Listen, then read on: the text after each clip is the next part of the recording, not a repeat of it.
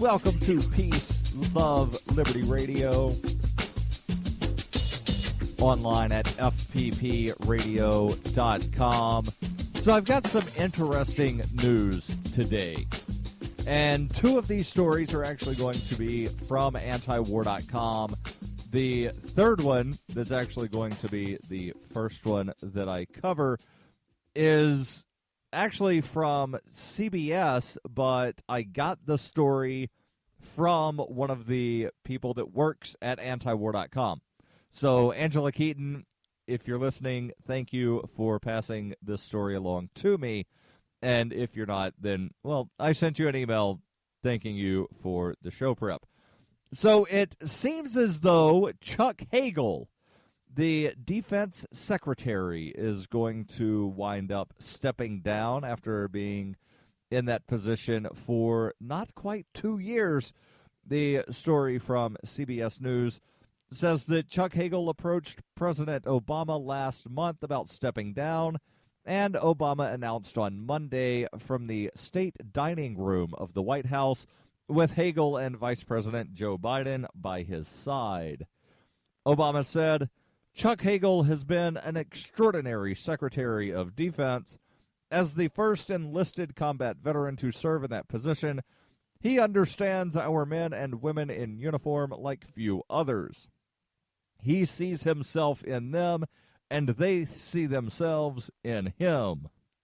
A senior defense official told CBS News national security correspondent David Martin, that the resignation is a mutual decision between Hagel and Obama. Hagel will, however, stay in until his replacement is confirmed by the U.S. Senate. Now, I'm curious about something here where Obama says that Hagel has been an extraordinary Secretary of Defense. I wonder if Obama is including in that the fact that the 500th confirmed that we know of drone strike by the U.S. military outside of a war zone happened under Hagel's watch. That happened last week, and I have a story about that. Or I wonder if Obama is talking about the fact that troops are going to remain in Afghanistan until 2024 and beyond, whatever the hell that means. Basically, there's going to be troops there perpetually for the foreseeable future, maybe for all of our children's and grandchildren's lifetimes. Don't really know. But Obama does say, quote, "Thanks to Chuck, our military is on a firmer footing."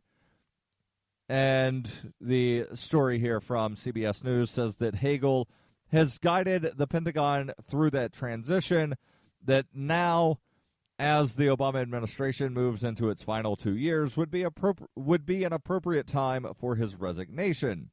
The president spoke, Hagel said, or rather after the president spoke, Hagel said, quote, we have set not only this department, the Defense Department, but the nation on a stronger course towards stability, security, and prosperity." A stronger course towards stability, security, and prosperity. By that, Chuck Hagel, do you mean that freedoms are continually being eroded and taken away, that the U.S. government is going further into debt and further into conflicts that really there's no legitimate reason to be involved in, and that more and more money is being spent on basically the business of death? Is that what you mean by stability, security, and prosperity, Mr. Hagel? The article from CBS continues. It says, Obama called Hagel, quote, "a great friend of mine," end quote, recalling how he got to know Hagel when Obama was green behind the ears as a freshman senator, and they both served on the Senate Foreign Relations Committee. Hagel also traveled with Obama to Afghanistan and Iraq in 2008 when Obama was a presidential nominee. The president hailed Hagel for showing that kind of bipartisan cooperation. Now, what he's talking about here, the bipartisan cooperation, is because Chuck Hagel was a Republican, and I guess maybe he might still be a Republican, but when he was in the U.S. Senate, he was a Republican. The Wikipedias still list him as a Republican, but I'm not sure what his voter registration lists him as. But basically, Chuck Hagel at one time was a Republican, and he might still be, but I don't really know. The article here continues. It says, Hagel's resignation comes as the U.S. is tackling several crises abroad, ranging from the rapid rise of the Islamic State in the Middle East to ongoing international talks to curb Iran's nuclear program to the spread of Ebola in Africa. Now, I don't know why the military is involved with Ebola in any kind of way, because that's not something that you can just point a gun at, shoot it, and then the problem goes away, or the problem winds up increasing, as is often the case when you wind up shooting guns at people. They wind up not liking you, their neighbors wind up not liking you, killing their neighbors, and then you wind up having perpetual problems, i.e. the entire Middle East. The rapid rise of the Islamic State, the U.S. military should not be involved with at all. And remember, it was a little over a year ago when there were talks about getting involved in Syria, and people just kind of said, like, yeah, we don't really care enough about people in Syria to kill them. And that was kind of the opposite of when the U.S. got involved in Iraq in 2003 and Afghanistan in 2001, where with Iraq, it was people saying, yeah, we don't really care enough about them, go kill them. And now it was, we care even less, so please don't go kill them. Now the U.S. military is sending troops, even though Obama's trying to say it's not ground troops, but yet they're definitely on the ground. And they're killing people. And it's one of those weird things, the Syria thing with Assad and the Islamic State, where both of them are listed technically as enemies of the United States government, but yet the U.S. government is kind of fighting with both and against both at the same time, while trying to say that they're not helping the Assad government. And the ongoing international talks to curb Iran's nuclear program. Now, that is something that is complete BS, because Iran doesn't have a nuclear weapons program. Iran has nuclear energy. Iran has nuclear medicine, such as like chemotherapy, radiation sort of stuff, but they don't now, nor have they ever had a nuclear weapons program. But apparently, like, we got to make sure that they don't. Well, they've never tried it, but we've got to make sure they don't. So it's just rather strange. When we come back, I've got news out of Afghanistan about a troops deal that has already been broken by the U.S. government. Find out about that and the 500th drone strike outside of a war zone when we come back. For over 35 years, Roberts & Roberts has been a trusted source for buying and selling your investment-grade precious metals. They now take Bitcoin for purchasing precious metals so you can turn your profits into a long-term investment. Call Roberts & Roberts today for knowledgeable advice on investing. 800-874-9760. Bitcoin Not Bombs is a launching pad for nonprofits and social entrepreneurs into the financial freedom of the Bitcoin economy. Bitcoin Not Bombs offers premium publicity campaigns designed to facilitate an organization's adoption of Bitcoin as a payment system and to fully capitalize on that decision in their fundraising efforts. Bitcoin Not Bombs is fully committed to being the hub of the nonprofit sector of the Bitcoin economy, maximizing the potential cross-promotion of all our clients and commercial partners. To learn more, visit bitcoinnotbombs.com. Coinbase is a simple and secure online Bitcoin wallet for sending, receiving, and storing Bitcoin. Coinbase also allows you to buy and sell Bitcoin using a bank account or use their tools to accept Bitcoin as a merchant. Opening a wallet is quick and easy, and for merchants, there are no transaction fees on the first $1 million worth of transactions. I trust Coinbase. You should too. Get started at coinbase.fppradio.com. That's coinbase.fppradio.com.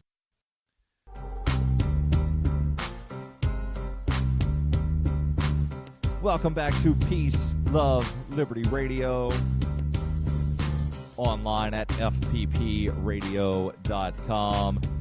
Now, before I tell you about the troops deal in Afghanistan that the U.S. government has apparently already broken, I want to make sure that I tell you about Roberts and Roberts Brokerage. For over 35 years, Roberts & Roberts Brokerage has been a trusted source for buying and selling your investment-grade precious metals. They now take Bitcoin for purchasing precious metals, so you can turn some of your profits into a long-term, stable investment. Call Roberts & Roberts Brokerage today for knowledgeable advice on investing. 800-874-9760. That's 800-874-9760. So the story here from antiwar.com, it's from a couple of days ago, and it says the Afghan parliament finally approved the troops deal, which will keep U.S. occupation forces on the ground through 2024 and beyond. Sort of like that. Whenever I see that, it reminds me of the Buzz Lightyear thing, to infinity and beyond. So ground troops, U.S. ground troops, will be kept in Afghanistan through 2024 and beyond. The vote was 152-5 and was loudly backed by Afghan President Ashraf Ghani. The plan was to keep the troops there purely in a training and advisory role, which was the official U.S. policy at the time. It also makes several very specific limits on things U.S. troops could not do in Afghanistan. Undiscussed in the Afghan parliament was the fact that the Obama administration openly plans to violate the pact on multiple fronts, and has the apparent blessing of Afghan President Ashraf Ghani, who was elected earlier this year in a fraud-laden runoff vote. On Friday, it was revealed that President Obama had already signed a secret order that would ignore the training and advisory limits and ensure that U.S. ground troops remain in direct combat through at least 2015, which is the first year of the deal. Because remember when Obama earlier this year said, all U.S. troops will be out of Afghanistan by the end of 2014. Well, that's why the new deal starts 2015, because they were all supposed to leave at the end of this year, but nope, they're going to wind up staying for the foreseeable future, possibly indefinitely. It's been, nearly 115 years now that the military has been in the Philippines and Guam and Cuba, Guantanamo. That's been there since the late 1800s, I believe. Cuba being one of the places that the U.S. wound up getting possession of during the Spanish-American War. Of course, Cuba was later given independence, as was the Philippines.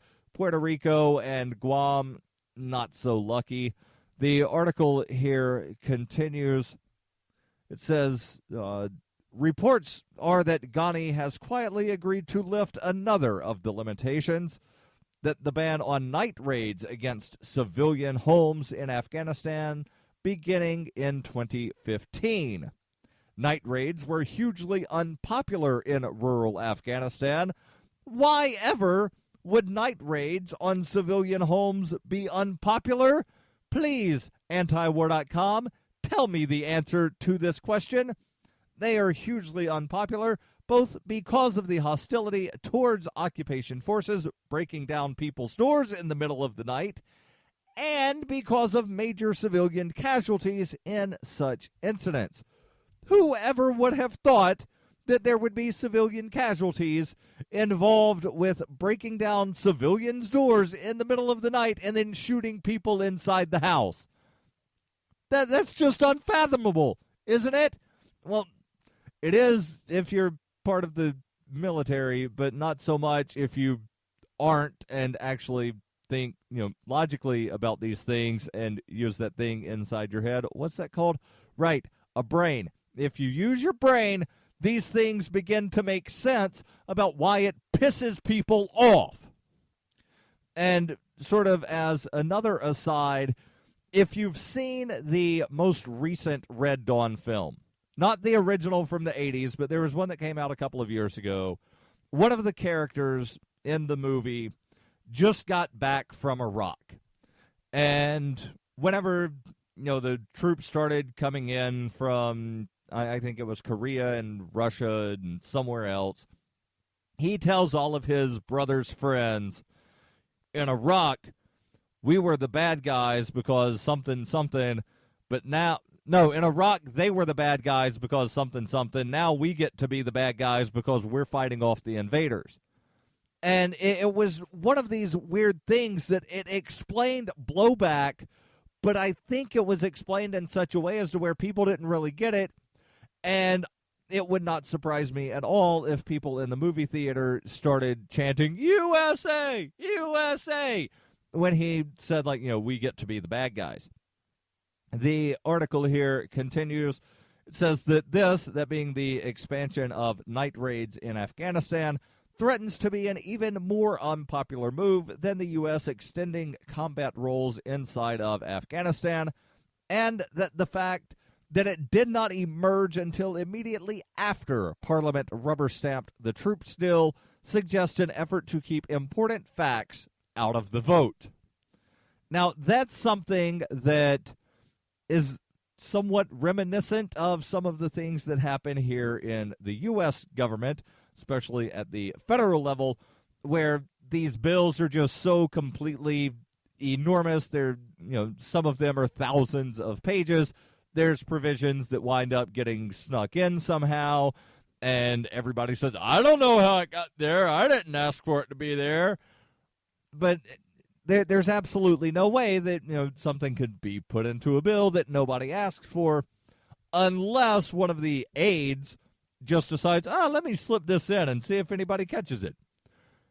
Which, it's possible. But then you have things like the Real ID, and there was the prohibition on online gambling that was snuck into a port security bill.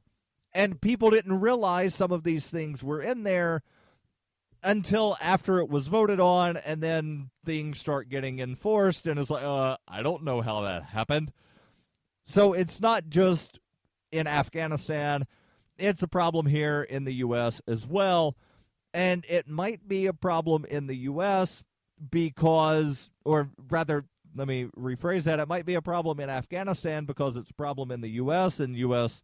lawmakers and consulates and diplomats and everything. They're the ones that are over there basically, pulling the strings on the puppet government in Afghanistan, getting them to basically try to act like the U.S. government, to where there's all these backroom deals that they don't want people to know about until after it's too late to do anything about it.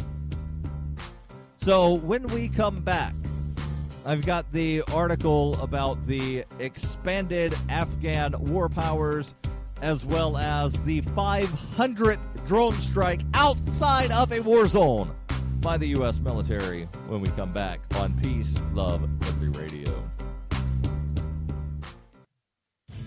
Hi, I'm Darryl W. Perry, and I need your help to take Peace, Love, Liberty Radio on the road. In the spirit of Motorhome Diaries and Liberty on Tour, I intend to take the message of peace, love, and liberty on the road. I intend to leave New Hampshire at the conclusion of the New Hampshire Liberty Forum and return at the beginning of PorcFest. During the 104-day trip, I'll be visiting at least 10 cities across the country, speaking to people about the ideas of peace, love, and liberty, while continuing to produce daily Liberty media. Pensacola, Florida, Austin, Texas, Sedona, Arizona, and Denver, Colorado are already on the map. If you have a college group, a local Liberty on the Rocks, or other Liberty meetup that you'd like me to visit, you can possibly add your event to my calendar. To find out more about the tour or to donate, visit tour.fppradio.com. That's tour.fppradio.com. You can support FPP Radio by joining the Fans program. Fans are friends, allies, and numerous supporters. Fans help FPP afford to produce more original content. You can join the Fans program for as little as $3 per month or any amount of Bitcoin per month, thanks to the recurring payment options provided by Coinbase. To learn more or to join the Fans program, visit fans.fppradio.com. That's fans.fppradio.com.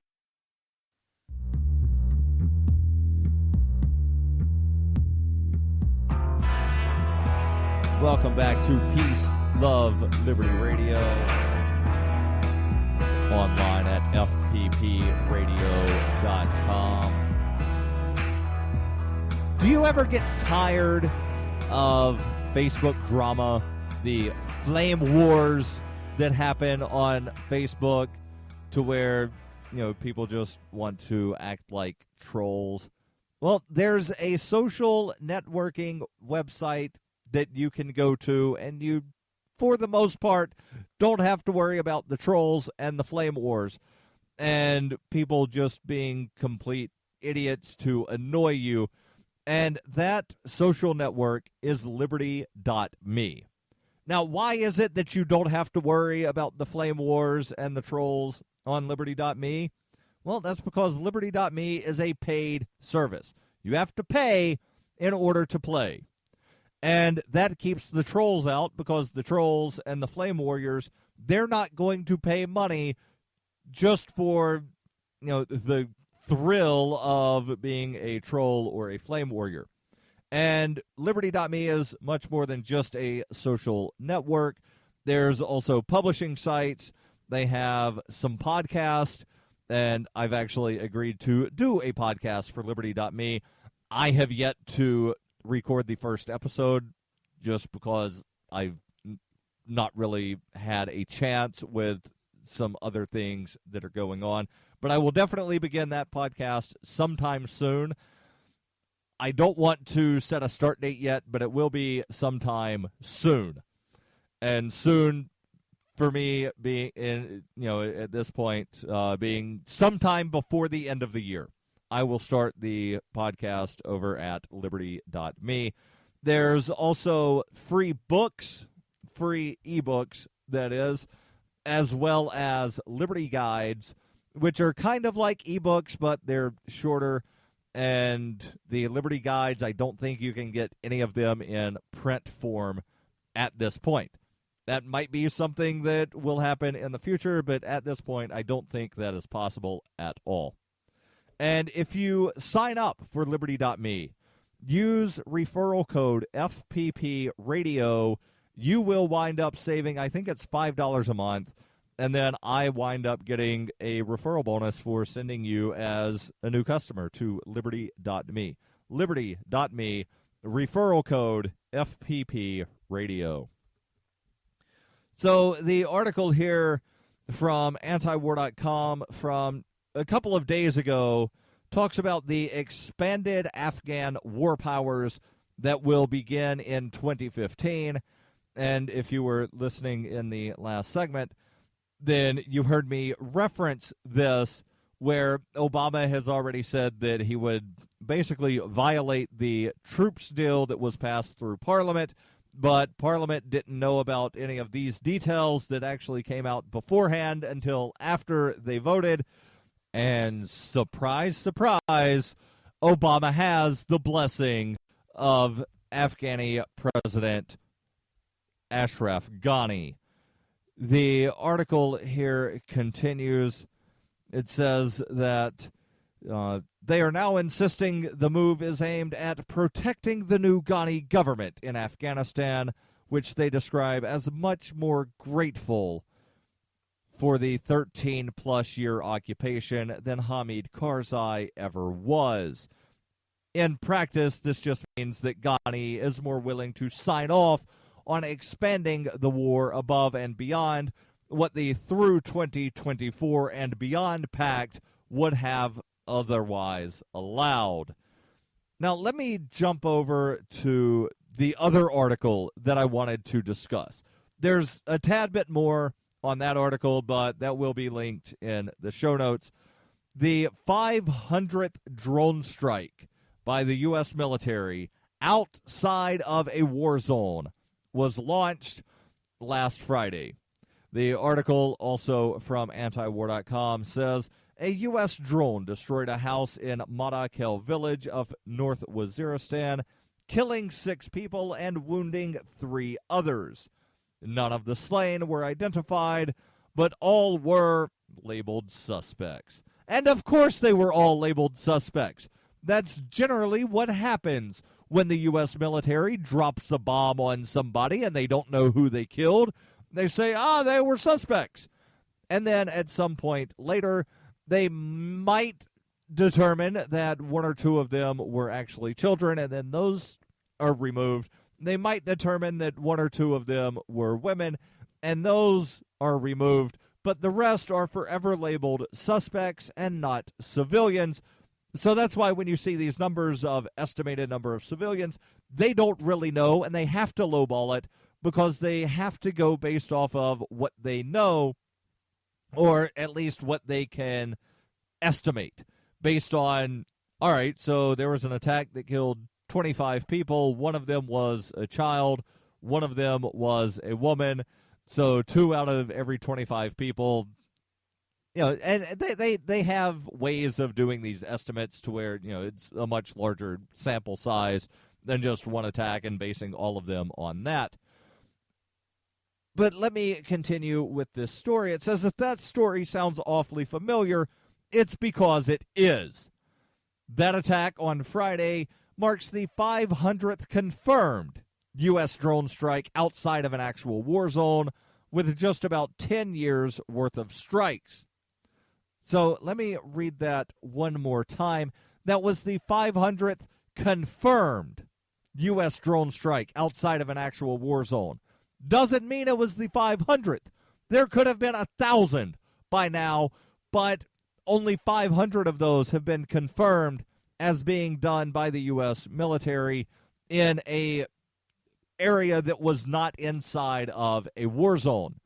The article here continues. It says the strikes were extremely rare at first, a couple a year in Pakistan during the waning years of the Bush administration. Now the attacks are increasingly common, not just in Pakistan, but in Yemen as well. The 500 attacks have killed some 3,674 people, and while only 473 are listed as confirmed civilians, the vast majority of the others have never been conclusively identified, remaining forever suspects. So let me read those numbers to you one more time.